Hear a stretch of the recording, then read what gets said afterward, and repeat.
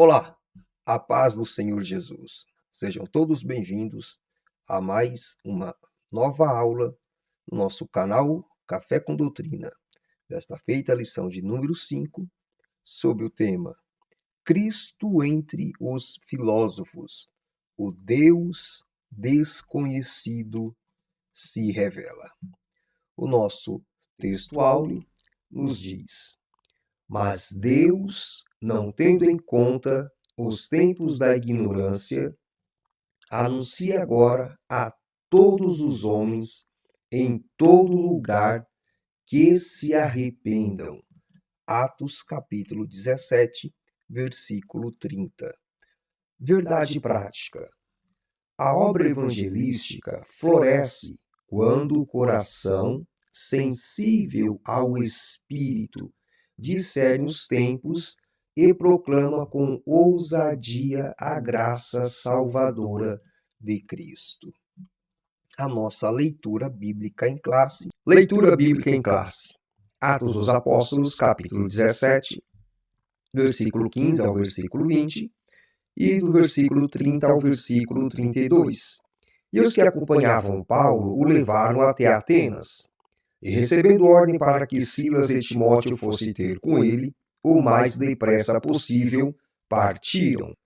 E enquanto Paulo os esperava em Atenas, o seu espírito se comovia em si mesmo, vendo a cidade tão entregue à idolatria, de sorte que disputava na sinagoga com os judeus e religiosos, e todos os dias na praça com os que se apresentavam.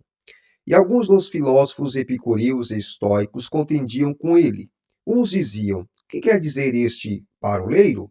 E outros: parece que é pregador de deuses estranhos, porque lhes anunciava a Jesus e a ressurreição. E tomando-o, levaram ao Areópago, dizendo: poderemos nós saber que nova doutrina é esta de que falas? Pois coisas estranhas nos trazes aos ouvidos. Queremos, pois, saber o que vem a ser isso.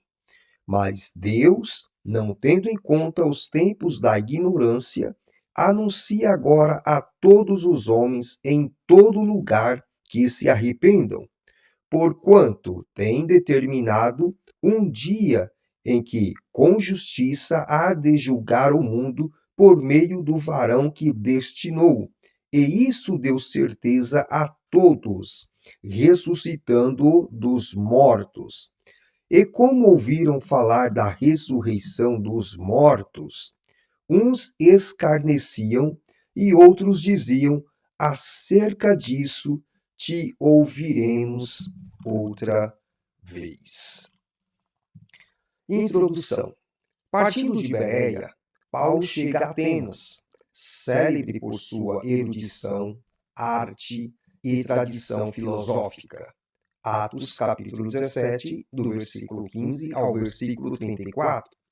Embora ainda fosse um centro intelectual de destaque, a cidade estava tomada pela idolatria. Ao observar tantos altares, Paulo se comoveu diante de um povo culto, porém distante do Deus verdadeiro. Cheio do Espírito Santo, ele discerniu que por trás da sabedoria humana havia corações carentes de salvação. É nesse contexto que o apóstolo anuncia Cristo entre os filósofos, revelando o Deus até então desconhecido. No primeiro tópico, nós iremos abordar o contexto histórico, cultural e religioso de Atenas. No subtópico primeiro, Atenas, o centro intelectual marcado pela idolatria.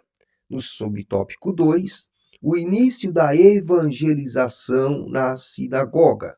No subtópico 3, a proclamação do evangelho na ágora.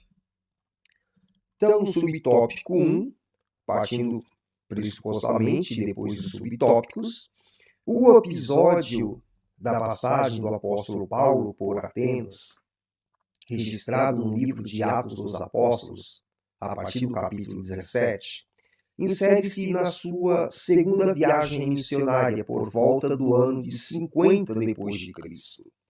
O cenário político e cultural, o declínio e o prestígio intelectual, capital cultural do Império Romano, embora Atenas já tivesse perdido seu antigo poder político e militar para Roma, a cidade continuava a ser o coração intelectual e filosófico do mundo mediterrâneo.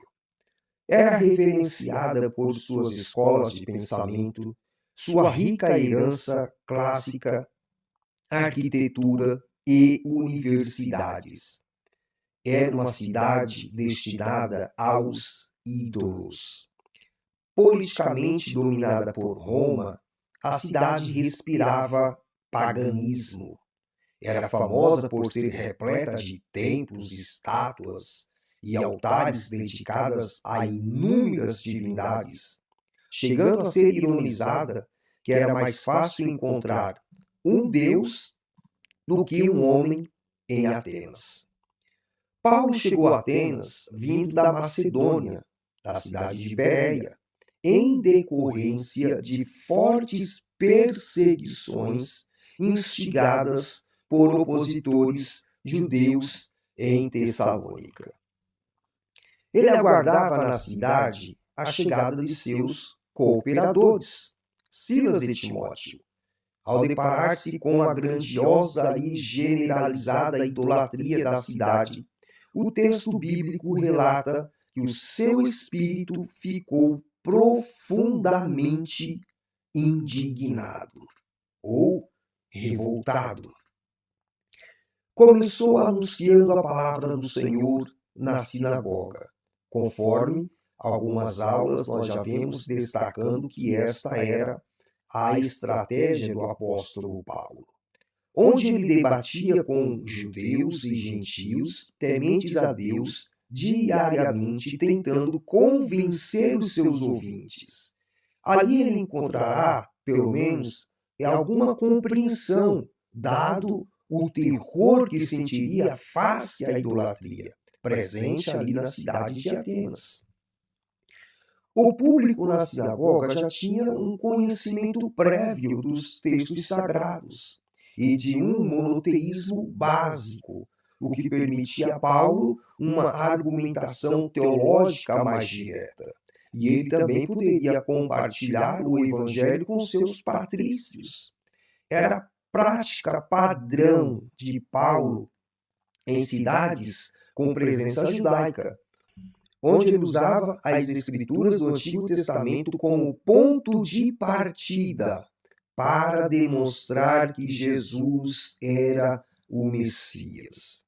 E provável que os judeus não fossem numerosos em Atenas. Mas, como era costumeiro, a comunidade judaica lhes provia uma base para que ele pudesse iniciar o seu trabalho missionário através da proclamação do Evangelho. O método paulino de apresentar o Evangelho é o mesmo empregado em Tessalônica, Atos capítulo 17, versículo 2. O Evangelho que Paulo pregava tinha como foco inicial os judeus e, posteriormente, os gentios. Romanos capítulo 1, versículo 16, pois esta era a sua abordagem prática. Atenas era o lar de correntes filosóficas influentes, com as quais Paulo passou a debater diariamente na praça pública, conhecida como Ágora. A palavra Ágora, ela se refere na Grécia, ou se referia na Grécia, a uma praça pública, e significa local de reunião ou assembleia, o centro da vida pública e social de uma cidade grega antiga. Tratava-se de um espaço aberto que servia como ponto de encontro para diversas atividades dos cidadãos, como reuniões políticas, debates, atividades comerciais e religiosas. Representava o coração da vida cívica e social, religiosa das cidades-estados gregas. Os gregos reuniam-se na ágora para discutir leis, fazer negócios, votar e até assistir a apresentações artísticas. A Ágora Antiga de Atenas é o exemplo mais conhecido onde Sócrates foi julgado e condenado. Simbolizava o espaço público e a democracia, sendo fundamental para a constituição dos primeiros estados gregos. A Ágora mais famosa é a de Atenas, onde aconteciam eleições, celebrações religiosas e atividades mercantis e competições atléticas. Os filósofos e os homens cultos estavam sempre prontos para ouvir algo novo, uma nova doutrina. A praça principal, Ágora, era o local onde Paulo estava diariamente como qualquer pessoa que estivesse por ali. Como faziam os filósofos da época, Paulo também leva o seu método evangelístico à Ágora, onde ele debatia com os que se apresentavam, gentios piedosos e alguns filósofos frequentadores deste lugar. A Ágora foi crucial para a pregação de Paulo em Atenas porque era o centro social, político e comercial da cidade, onde as pessoas reuniam-se e debatiam ideias, oferecendo a Paulo um público diversificado para iniciar o seu ministério da pregação.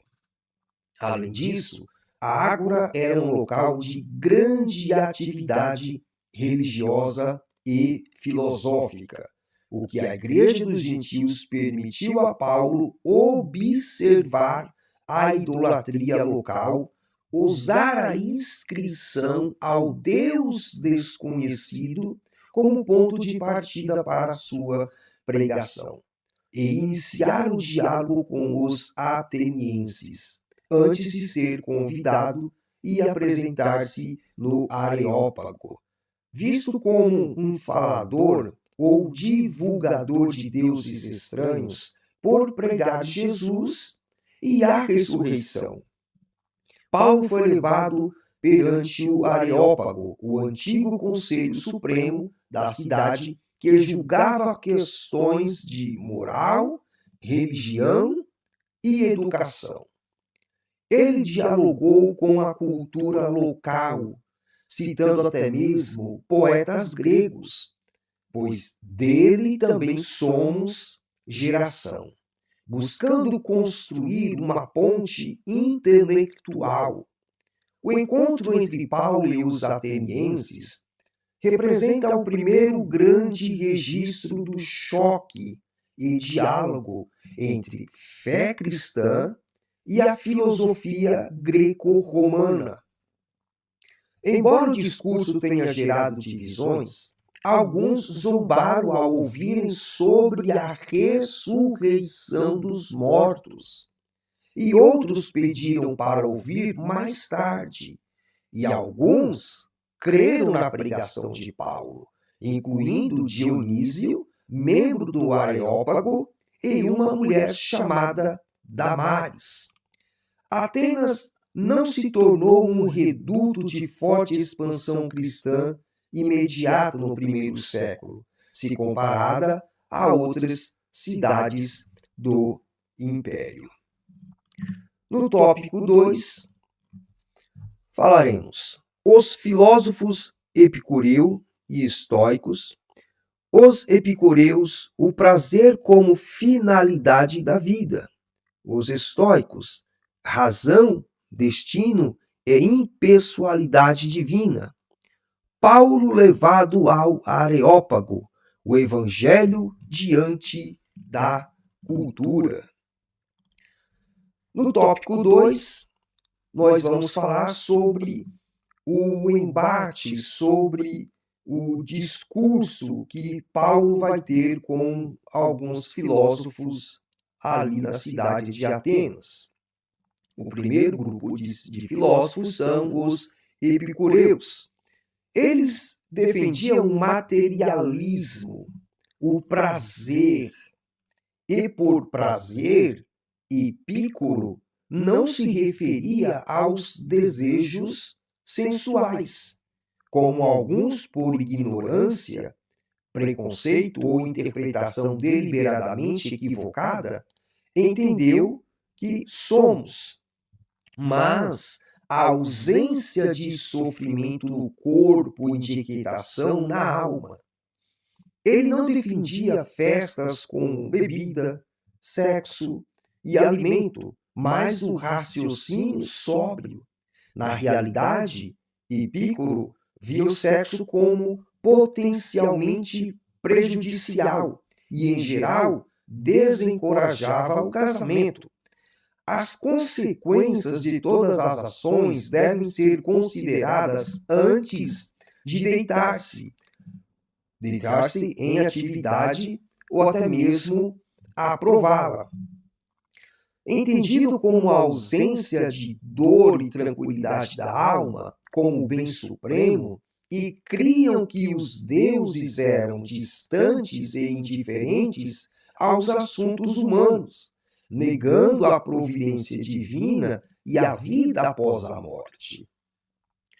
Os filósofos estoicos, seguidores de Zeno, 333 a 263 a.C., o fundador do estoicismo, valorizavam a razão, a virtude e o autocontrole.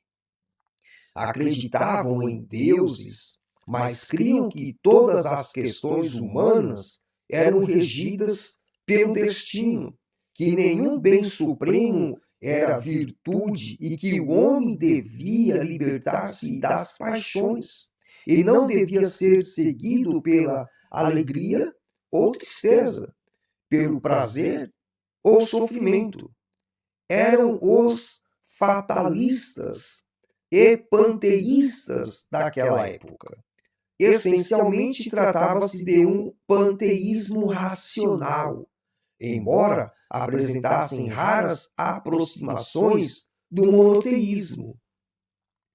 Deus não era um ser pessoal no estoicismo, mas uma força espiritual ou energia mental imanente aos homens e às coisas.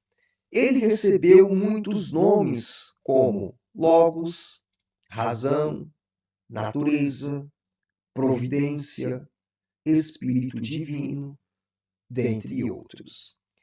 A sua substância era o mundo todo, e também o céu.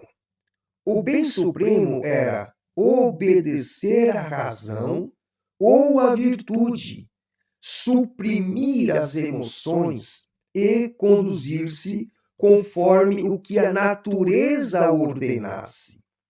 No fim, haveria uma espécie de reabsorção no mundo da alma, mas nenhuma imortalidade individual. Valorizavam a razão universal, o Logos, o panteísmo, o Deus fundido com a natureza, o autodomínio rígido e a aceitação fatalista do destino. No célebre discurso na colina de Marte, no Areópago, Paulo utilizou uma estratégia de apologética contextualizada. Aproveitou-se de um altar dedicado ao Deus desconhecido para introduzir o conceito do Deus monoteísta, criador do universo, que não habita em templos feitos por mãos humanas. Esse episódio nos ensina que devemos estar preparados para apresentar a fé cristã. em contexto intelectuais e culturais.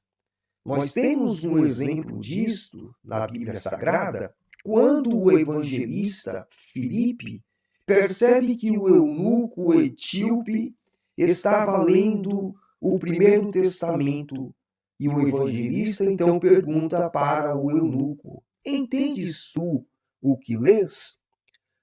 Da mesma forma, quando Paulo chega no Areópago, Paulo percebe a necessidade de proclamar o Evangelho.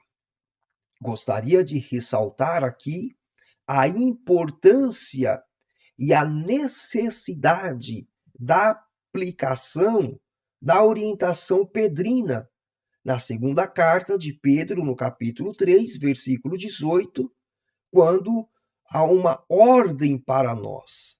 Cresçam, porém, na graça e no conhecimento de nosso Senhor e Salvador Jesus Cristo.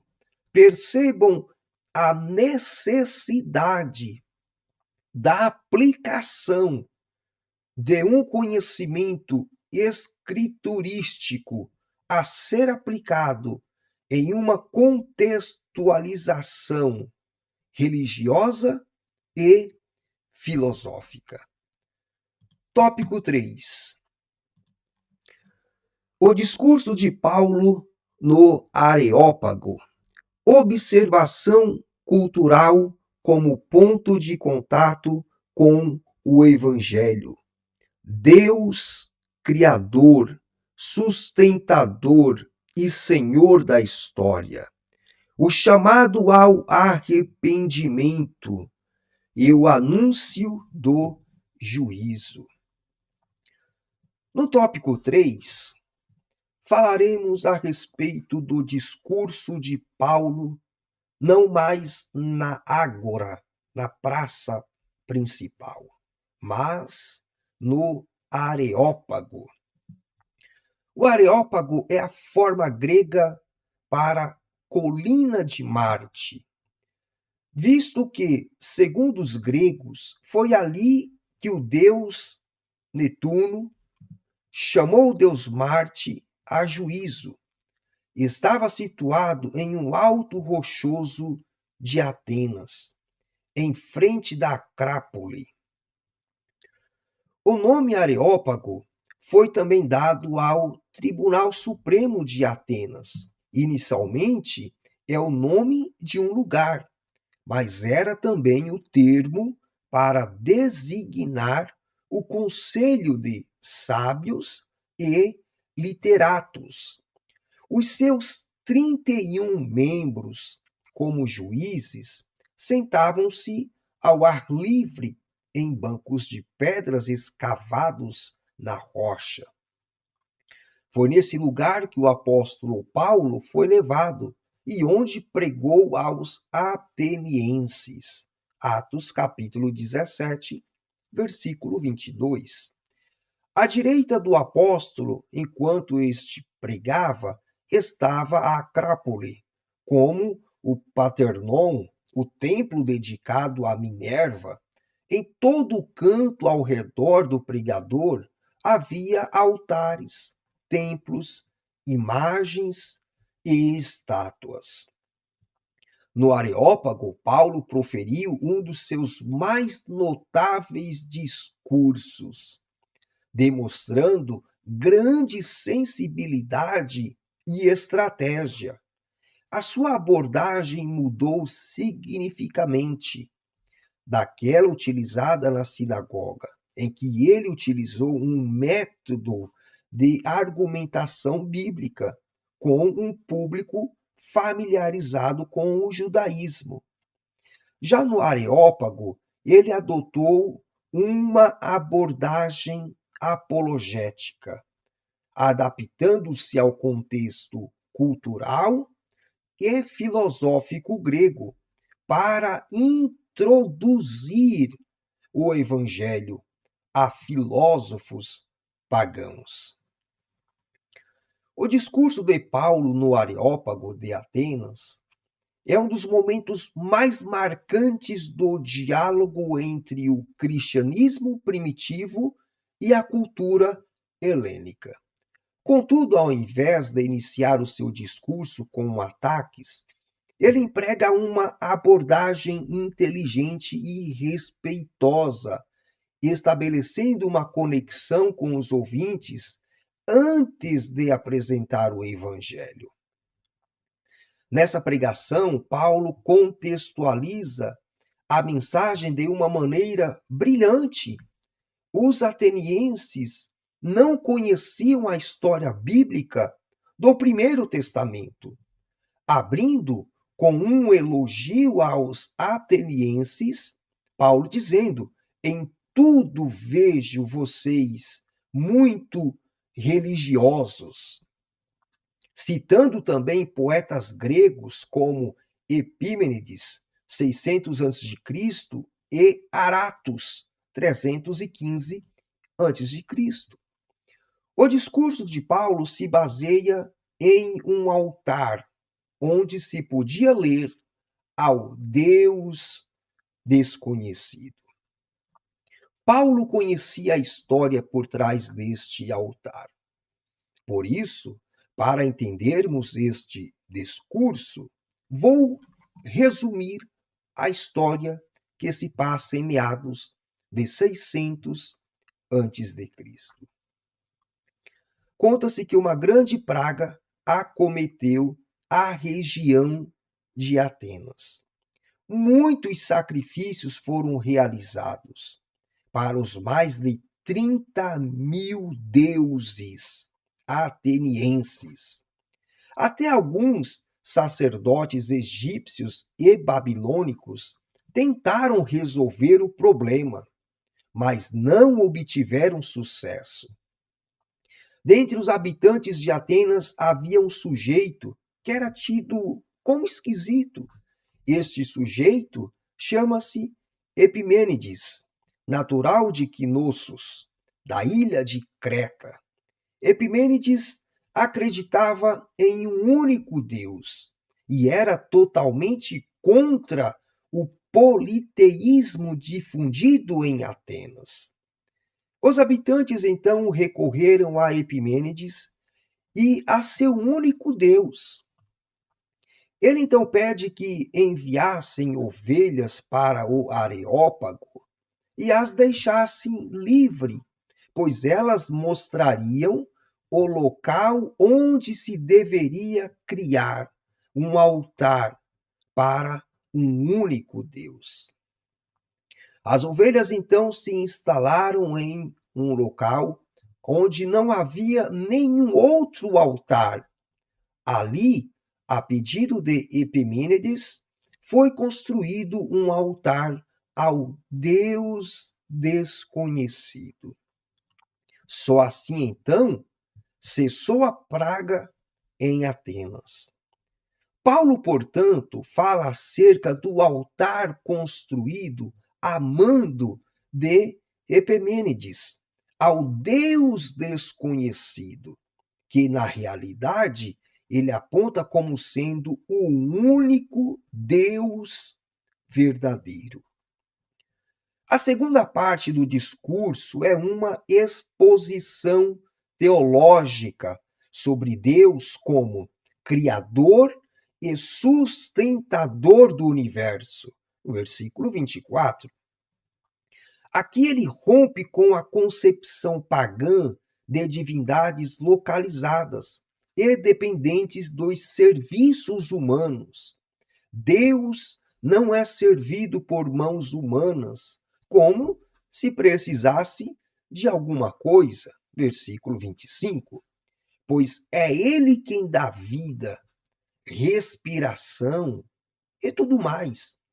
A universalidade do Criador é enfatizada, contrapondo a visão elitista grega de superioridade étnica. Paulo confronta o etnocentrismo grego, que considerava os gregos superiores aos demais povos como bárbaros. Ele afirma que Deus, de um só, ele fez todos os povos para habitar sobre a face da terra. Versículo 26. O objetivo da soberania de Deus sobre a história e as nações é que os seres humanos o busquem e o encontrem, pois ele não está longe de cada um de nós. No versículo 27. Paulo, por fim, chega à terceira e mais direta parte do discurso.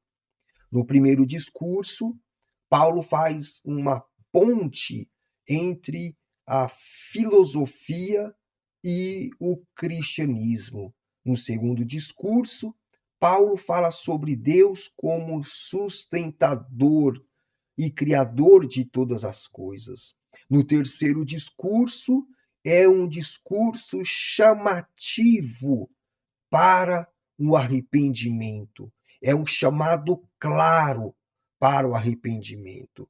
Ele afirma: mas Deus, não tendo em conta os tempos da ignorância, anuncia agora a todos os homens em todo lugar que se arrependam.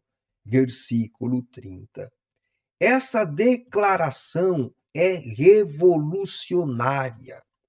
O convite ao arrependimento é universal e imediato. O motivo é apresentado a seguir. Deus estabeleceu um dia em que há de julgar o mundo com justiça por meio de um homem que ele mesmo designou, Jesus Cristo, oferecendo como garantia disso a ressurreição dentre os mortos. Versículo 31.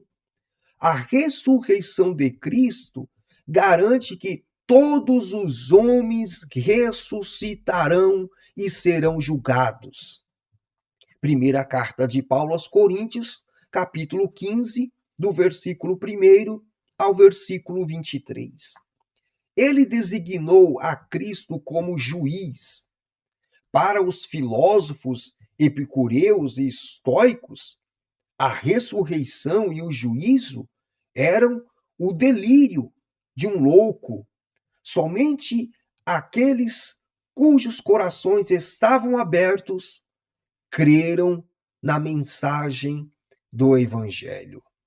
A menção da ressurreição é o ponto de ruptura.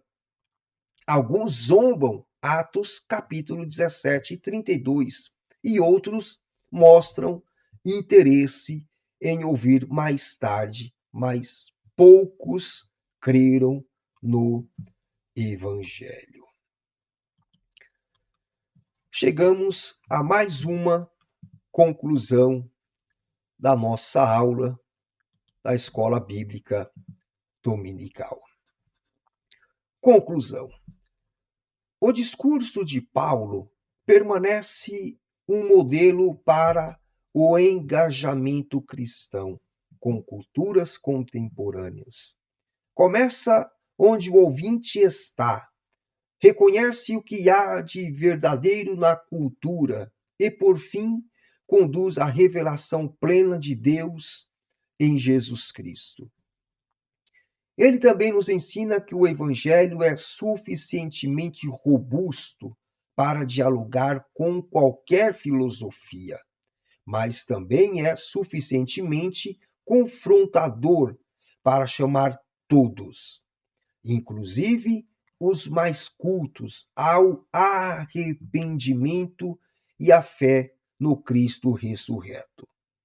Em 2 Coríntios, capítulo 4, versículo 4, o apóstolo Paulo afirmou que o Deus deste mundo cegou o entendimento dos descrentes, para que não lhes resplandeça a luz do evangelho da glória de Cristo, o qual é a imagem de Deus. O texto descreve como os não crentes não conseguem enxergar a mensagem do Evangelho por causa do Deus deste mundo. Pela graça do Senhor, chegamos a mais uma conclusão de mais uma ministração de uma aula. Peço que continue orando em nosso favor, nos ajude na divulgação deste trabalho, compartilhando com os seus amigos, com seus familiares, com as suas comunidades de fé. Divulgue, nos ajude nesta obra e nos vemos na próxima aula, se Deus permitir, em nome de Jesus. Até breve. Amém.